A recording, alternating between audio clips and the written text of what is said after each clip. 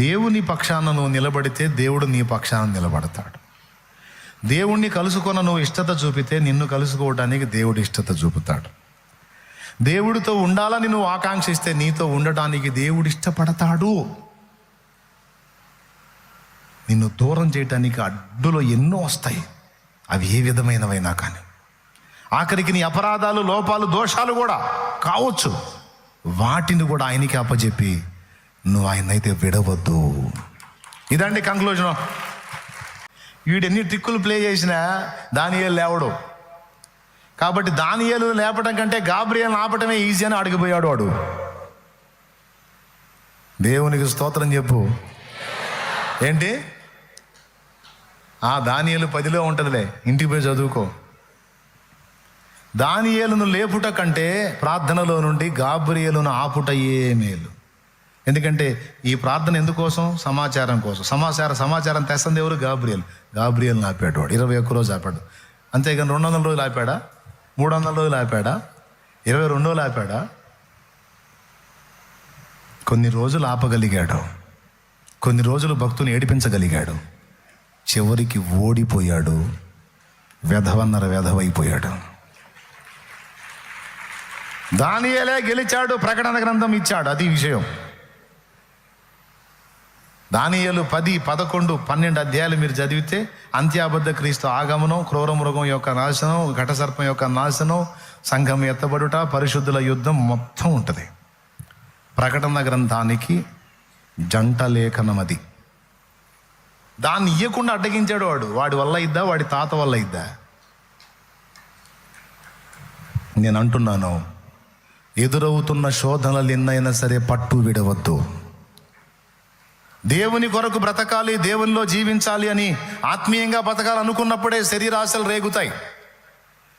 దేవుని కొరకు నిలవాలనుకున్నప్పుడే శరీరేచ్ఛలు రేగి సాతాను వాటి ఆకర్షణలను తీసుకొచ్చి నీకు చూపించి నిన్ను బలహీనపరచ చూస్తాడు. గుర్తుపెట్టుకో.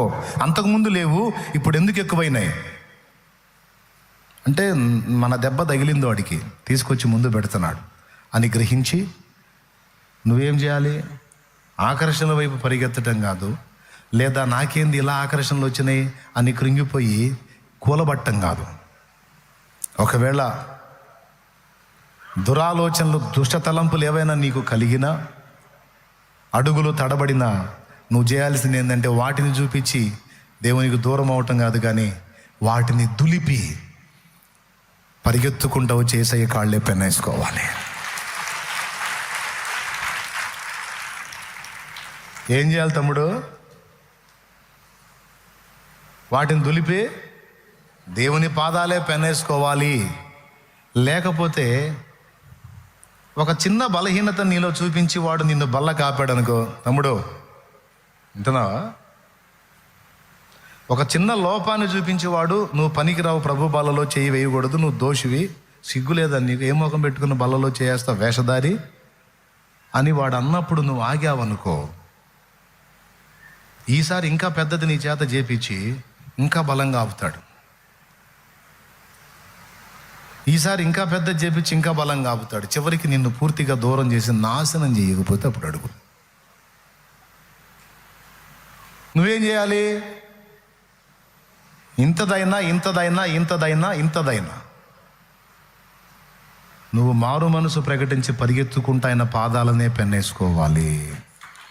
కొడితే నా తండ్రే కొడతాడు, తిడితే నా తండ్రే తిడతాడు, నిడితే ఆయనే నిడతాడు. అదేదో ఆయన దగ్గరే తేల్చుకుంటాను. శత్రువా నీకు లోబడను, నేను నా తండ్రి దగ్గరికి వెళతాను, పశ్చాత్తాపడతాను, పరివర్తన చెందుతాను, మారు మనసు పొందుతాను, నా ప్రభు శరీర రక్తాలు నాలోకి తీసుకుంటాను. నేను అవే నా ప్రాణాత్మ దేహములను స్వస్థపరిచే శక్తి గలవై, అవసరమైతే నన్ను శిక్షించే సాధనమై అవే నా కొరకు ఉంటాయి. కానీ నేను దానికి దూరం గాను, ప్రభు బల్లకు దూరం గాను, నా యేసు శరీర రక్తములను తీసుకోకుండా నేను ఉండలేను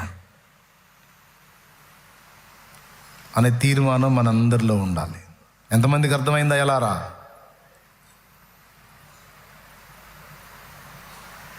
సహవాసానికి దూరం కాకూడదు. ఎందుకు కాకూడదని చెబుతున్నా, బల్లకు దూరం అవుతావు. సహవాసానికి దూరం అయితే ఒక ఆదివారమేగా ఏముందిలే అని నువ్వు ఆగుతావు. ఆదివారం ఆరాధన పోతే పర్వాలేదు, నువ్వు స్తుతించే ఆరాధన పోతే పర్లేదు, కానీ నువ్వు యేసును స్వీకరించే ఘట్టం పోతుందే. శరీర రక్తముల రూపంలో ఆయన తీసుకుంటావు, వాక్య రూపంలో ఆయన తీసుకుంటావు. ఈ రెండు పోతాయి. ఈ రెండు పోయినప్పుడు ఆధ్యాత్మిక జీవం, అక్షయ జీవం రెండు పోతాయి. ఆధ్యాత్మిక జీవం అంటే ఆత్మీయ జీవితంలో బ్రతికి ఉండటం. అక్షయ జీవం అంటే యేసు శరీర రక్తముల ద్వారా మనకు వచ్చే నిత్య జీవం. ఈ రెండు పోతాయిగా. ఒక సండే నువ్వు లాస్ అయితే ఎంత డేంజర్. కాబట్టి బుద్ధి తెచ్చుకొని నేను చెప్పిన మాటలు సీరియస్గా తీసుకొని మిమ్మల్ని మీరు జాగ్రత్త చేసుకుంటే లైన్లో ఉంటారు. లేకపోతే నాదేం పోయింది, ఏడు కూర్చొని ఒక గంట సేపు మాట్లాడాను, సంఖలో బైబిల్ పెట్టుకొని జంపు నేను. తర్వాత మరి కడబూరం రోగినప్పుడు, యేసు రెండవ రాకడలో ప్రత్యక్షమైనప్పుడు నువ్వు ఎత్తబడే గుంపులో ఉంటావో విడవబడే గుంపులో ఉంటావో నువ్వే చూసుకో. నేనేమన్నా నీ తోకలాగా నీ వెంటబడి అని తిరుగుతానా? నేను ఈ కాసేపు దొరికిందే నీకు ధన్యత. కూటమి అయిపోయింది, ఇంకా జంపు. ఇక నువ్వు మొత్తుకున్నా నీకు ఎప్పుడు చిక్కుతావు? మళ్ళీ శుక్రవారమో బుధవారం ఎప్పుడో దేవుడు ఛాన్స్ ఇచ్చినప్పుడు నీ ముందు ప్రత్యక్షం అవ్వడం తప్ప. ఎందుకంటే ఇక్కడ నన్ను నేనే జాగ్రత్త చేసుకోవాలి, నిన్ను నువ్వే జాగ్రత్త చేసుకోవాలి. ఇక్కడ ఎవ్వరూ తీసిపోయేది లేదు, అందరూ వాడి టార్గెట్లో ఉన్నారు. ఇంకా చెప్పాలంటే మీ కంటే డబల్ త్రిబుల్ నేను ఉంటా టార్గెట్లో వాడికి. ఎందుకంటే నేను ఊరకుండానుగా. మీరన్నా సింగిల్ పర్సన్ ఒక ఇంట్లోనే ఉంటారు, నేను 10 ఇళ్ళలో ఉండిగా, 100 ఇళ్ళలో ఉండిగా, 1000 ఇళ్ళలో ఉండిగా. ఇప్పుడు చెప్పండి, ఎక్కువ టార్గెట్ ఎవరు, మీరా నేనా? ఎస్. నా మీద జరిగే దాడులు నా మీద చేస్తుంటాడు వాడు.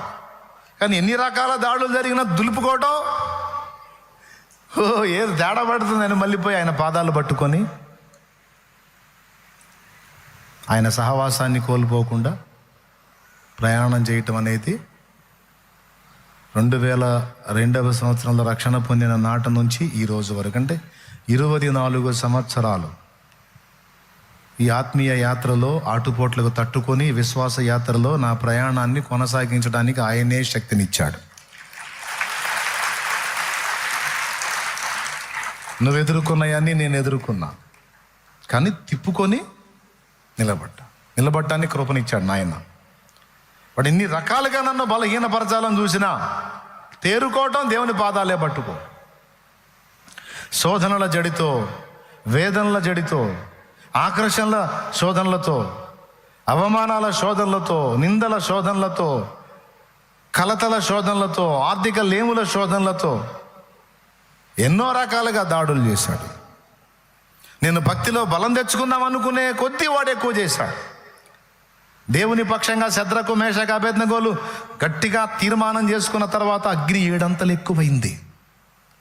ఫస్ట్ ఒక్కింతే మండింది. రాజువైన నెబుకద్నెజరు, ఇందును గూర్చి ప్రత్యుత్తరం ఇయ్యవలెనన్న చింత మాకు లేదు. నువ్వు వేడిమి గల అగ్నిగుండాన్ని సిద్ధపరిస్తే అందులో నుంచి మమ్మల్ని రక్షించుటకు మా దేవుడు సమర్థుడు. రక్షించకపోయినా పర్వాలా, నీవు చేసిన దానికి మాత్రం మేము మొక్కం.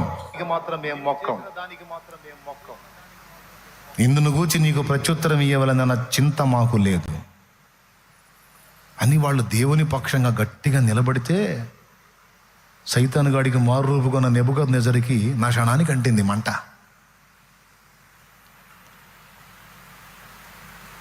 దేవుని కోసం గట్టిగా ఉంటారా? ఎంత మాత్రం ఉంటారా? నేను కూడా తేలుస్తారా అని 7 అంతలు ఎక్కువ చేయండి. శద్రకు మేషకు అబేద్నెగోలకి 7 అంతల అగ్ని ఎక్కువైంది. క్రీస్తు కొరకు బతకాలన్నా నీకు 7 అంతల శోధనలు ఎక్కువ అవుతాయి. వింటున్నావా? ఎక్కువైనప్పుడు ఏం చేయాలా? కంగారు పడిపోయి గందరగోళం అయిపోయి ఎందుకు వచ్చిన గొడవలే, అంతకుముందే అంతకుముందు ఇప్పుడు అమ్మ వద్దులే అసలు అంటే ఇక నువ్వు శద్రకు మేషకు అబేద్నెగో కాదు, నువ్వు బుస్సు క్యాండిడేట్ అన్నమాట. దేవునికి స్తోత్రం. అక్కడ అగ్ని 7 అంతలు ఎక్కువ అవుతుంటే ఇక్కడ విశ్వాసం 7 అంతలు అధికమైంది.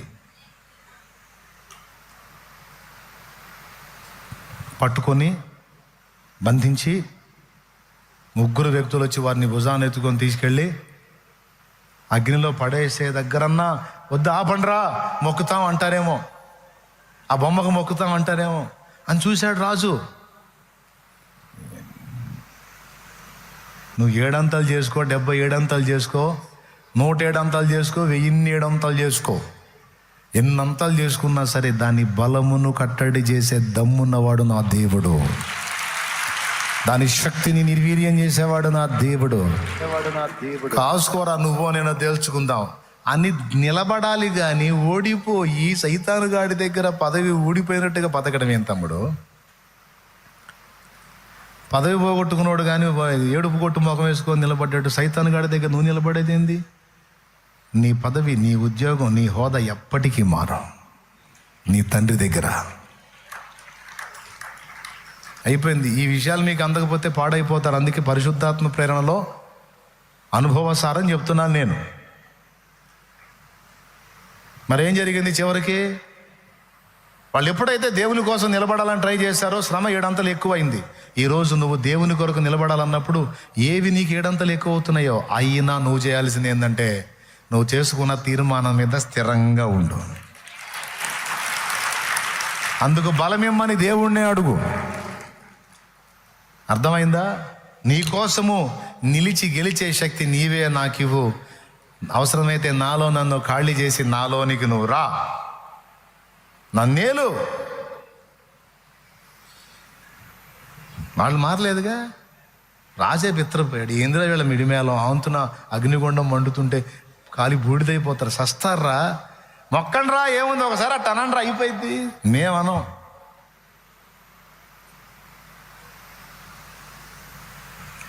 తీసుకెళ్ళి అగ్నిలో వేస్తే అగ్నిలో విసరడానికి అగ్నికి దగ్గర పోయిన వాళ్ళు చచ్చి బూడిదైపోయారు. క్షణాల్లో చచ్చిపోయారు, బూడిదైపోయారు. అంత ప్రచండంగా మండుతుంది అగ్ని. కానీ లోపల విసరబడ్డ వాళ్ళకి అగ్ని ఏ హానియూ చెయ్యలేదు. ఎంత విచిత్రం అంటే శరీరం మీద ఉండేది వెంట్రుక వారి శరీరానికి సంబంధించింది. అది కాలలేదంటే అది వేరు. కానీ వస్త్రం శరీరానికి వేరుగా ఉంది, అది కూడా గాల్ల.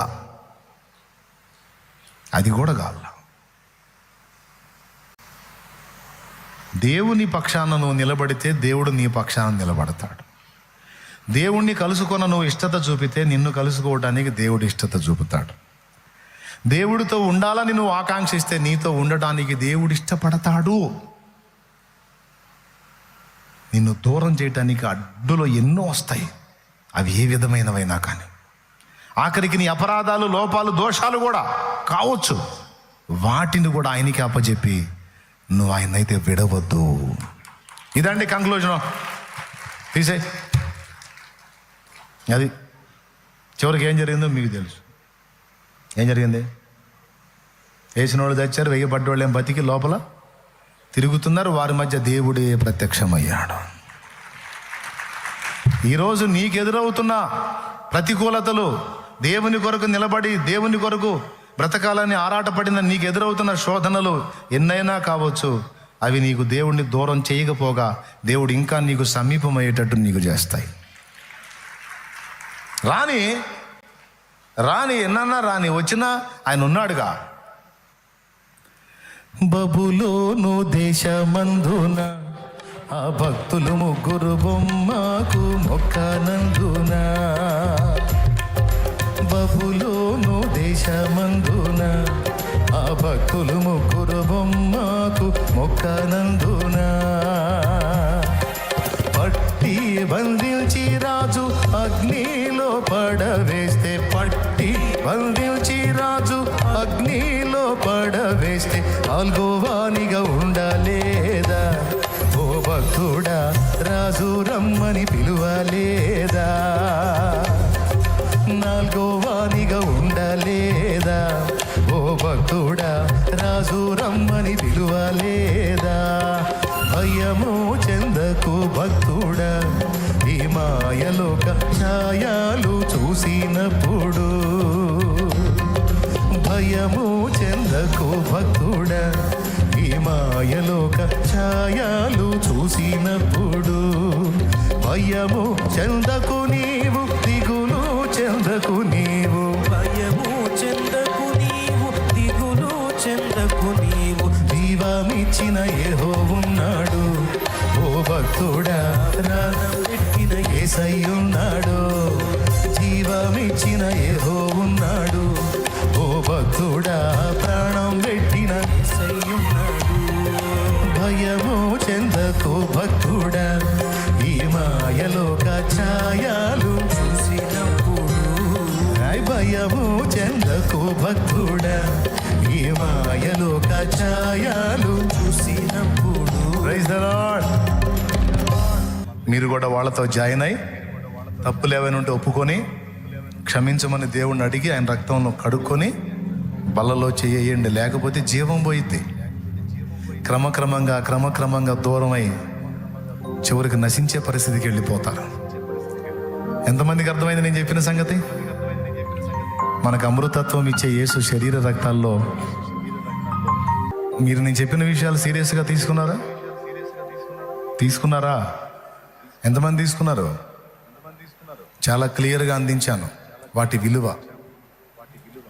దేవుని కొరకు భక్తిలో నిలబడాలనుకున్నప్పుడు శత్రువు నిన్ను టార్గెట్ చేస్తాడు. నేనే చెప్తున్నాను, చేస్తాడు. దాన్ని బట్టి కృంగిపోతావా? కృంగిపోవద్దు. అంతకుముందు నాకు లేదు, ఇప్పుడు ఎందుకు ఇలా వచ్చిందని గుర్తుపట్టు. దడుచుకున్నాడు వాడు, నీ దెబ్బ తగిలింది వాడికి, కలవరపోయి బయటపడ్డాడు బిడ్డ.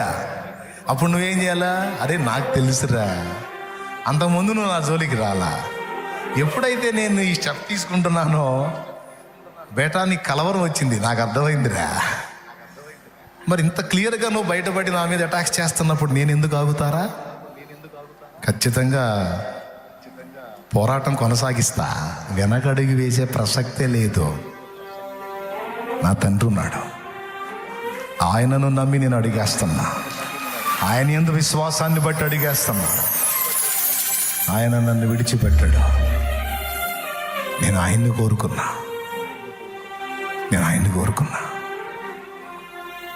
నా ఆధారం ఆయన, నా బలం ఆయన, నా నీతి ఆయన, నా పరిశుద్ధత ఆయన, నా జ్ఞానం ఆయన, నా విమోచన ఆయన. ఆయన కృప నాకు ఆధారం. శత్రువా నా మీద అతిశయపడకు. నువ్వు ఆడించే ఆటలు తాత్కాలికమే. అగ్ని 7 అంతలు కాదు 77 అంతలు ఎక్కువ చేసిన నా వెంట్రుక కూడా కదిలించలేదురా నీ అగ్ని. ఏయ్ శత్రువా, నా దేవుడు నా పక్షమున నిలిచాడు. నువ్వు 7 అంతలు కాదు 77 అంతలు ఎక్కువ అగ్ని చేసిన నా వెంట్రుకను కూడా కాల్చలేదు, అది కదిలించలేదు. అది భయపడతాను అనుకున్నావా? యూదా గోత్రపు సింహపు శరీర రక్తములు నాలో ఉన్నాయిరా, అది పనిచేస్తుంది నాలో. భయపెడతా నిన్ను. నువ్వు నన్ను భయపెడదాం అనుకున్నావా? నీకు భయం కలిగి నన్ను భయపెడదాం అనుకున్నావు. నన్నేం చేయలేవు అని ఎదిరించి నిలబడు. ఎంతమందికి ఈ విషయాలన్నీ గ్రహింపులోకి వచ్చాయో? రైట్, తలలోంచి కళ్ళు మేండి. పరిశుద్ధ తండ్రి, నీకు వందనా.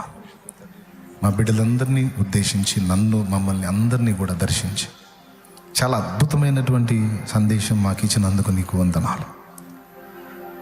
ఈరోజు నుంచి నా ప్రభువా, సహవాసానికి అసలు ఎందుకు వస్తున్నావు? బైబిల్ గ్రంథం అసలు ఏమేమి నేర్పుతుంది? ప్రభు బల్ల యొక్క ప్రాముఖ్యత ఏమిటి? నీకోసం సిద్ధపడిన వ్యక్తుల మీద శత్రువు చేసే కుట్రలు ఏమిటి? వాటిని ఎలా ఎదిరించి నిన్ను హత్తుకోవాలో మొదలైన విశేషమైన సంగతులు మాకు నేర్పించావు.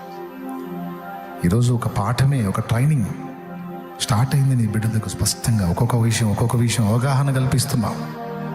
మా బిడ్డల హృదయాల్లో మాలో ఇవి స్థిరపరిచి రాబోతున్న దినముల్లో నీ బిడ్డలు నీ కొరకు గొప్ప శిష్యులై పాత్రదై అనేక ప్రాంతాల్లో నీ పరిచర్యకు నాంది పలకాలి. నీ కొరకాయ నీ సేవకాయ ప్రతిష్ఠితులు కావాలి. ఇక్కడున్న వాళ్ళలో ఈరోజు అనేకులు రక్షణలోనికి రావాలి. ఆత్మీయంగా బలహీనపడి బల్లకు దూరమైన వాళ్ళు ఈ క్షణాన పశ్చాత్తాప హృదయాలు కలిగి బల్లలో చెయ్యి వెయ్యాలి. తిరిగి వాళ్లలో ఆత్మీయ జీవం ప్రారంభం అవ్వాలి. రోగులైన వారు స్వస్థత పొందాలి, బలహీనులు బలం పొందాలి. భౌతిక ఆత్మీయ ప్రాణ సంబంధమైన వేదనలు, మనో సంబంధమైన వేదన నుంచి విడుదల ప్రకటిస్తున్నా. ఈ బిడ్డల సర్వ శరీరము ఆరోగ్యవంతమై ఆత్మీయ బలాభివృద్ధి పొందిన వారై అనేకులను బలపరిచే యోధులై పాత్రలై వర్ధిల్లుదురుగాక. విశ్వాసంతో తెచ్చిన నూనె నీ శక్తితో నింపి రోగులైన వారికి అది వినియోగించి ప్రార్థించడం ద్వారా స్వస్థత చేకూర్చు. నా ప్రభువా, నీవు మమ్మల్ని వజ్రంలాగా బంగారంలాగా చూసుకుంటావు. బంగారానికి మురికి కాదన్న గ్యారెంటీ లేదు, వజ్రానికి మలినం కాదన్న గ్యారెంటీ లేదు. అయినా మురికిని మలినాన్ని కడిగి నిలిపినప్పుడు వజ్రం విలువ ఏమాత్రం తగ్గదు, బంగారపు విలువ ఏమాత్రం తగ్గదు. అలాగే నీ రక్తము చేత విమోచింపబడిన మా విలువ నీ ముందు ఏమాత్రమూ తగ్గదు అనే స్పర్శ ఎరిగిన వారై నీ బిడ్డలు మేమందరము కూడా సమస్త ప్రవర్తన యందు శుద్ధత కలిగి, పరిశుద్ధత కలిగి, లోటుపాట్లున్న దిద్దుకొని సరిచేసుకొని నీ వైపు మళ్ళుకొని నిన్ను హత్తుకొని నీతో నడిచే భాగ్యం మా అందరికీ దయచే. యేసు నామములో ప్రార్థించి పొంది ఉన్నాం తండ్రి. పరలోకమందున్న మా తండ్రి, నీ నామం పరిశుద్ధపరచబడును గాక, నీ రాజ్యం మాకు వచ్చుగాక, నీ చిత్తం పరలోకమందు నెరవేర్చినట్లు భూమి అందు నెరవేరును గాక. మాకు కావలసిన అందిన ఆహారం వేడు మాకు దయచే. మా పట్ల అపరాధం చేస్తున్నారు మేము క్షమించున్న రీతిని నీవు మా అపరాధములు క్షమించమనే ధైర్యం మాకు లేదు. మా అపరాధాలు దయతో నువ్వు క్షమించడానికి ముందు మమ్మల్ని క్షమించమన్నావు గనక ఇతరులను క్షమించే విశాలమైన బుద్ధి, మనస్సు, ఆ శుద్ధ హృదయం మాకు దయచే. మమ్మల్ని శోధంలోనికి తేక దృష్టి నుండి, కీడు నుండి తప్పించు. ఎందుచేతనగా రాజ్యము, బలము, మహిమ, శక్తి సర్వం నిరంతరం నీవై ఉన్నావు తండ్రి. మన తండ్రి అయిన దేవుని ప్రేమ, ఆయన ప్రియ కుమారుడు మనందరి ప్రాణ ప్రియుడైన యేసయ్య శాశ్వత నిత్య కృప, పరిశుద్ధాత్మతోడి మనోహర దివ్య సహవాసం, సమాధానం సమకూడిన మనకు సకల పరిశుద్ధులకు, సార్వత్రిక సంఘమంతటికి, ఆన్లైన్ ద్వారా వీక్షిస్తున్న బిడ్డలందరికీ సదా తోడే మనందరం నిత్యత్వంలో చేరు పర్యంతములను నడిపించును గాక. నేను ప్రవేశరక్తమునకు జయం, ప్రవేశరక్తమునకు జయం, యేసు నామమునకు సంపూర్ణ విజయం. ఆమేన్. హల్లెలూయా, హల్లెలూయా, హల్లెలూయా. ప్రభువుకు స్తోత్రాలు. మీ అందరికీ వందనాలు.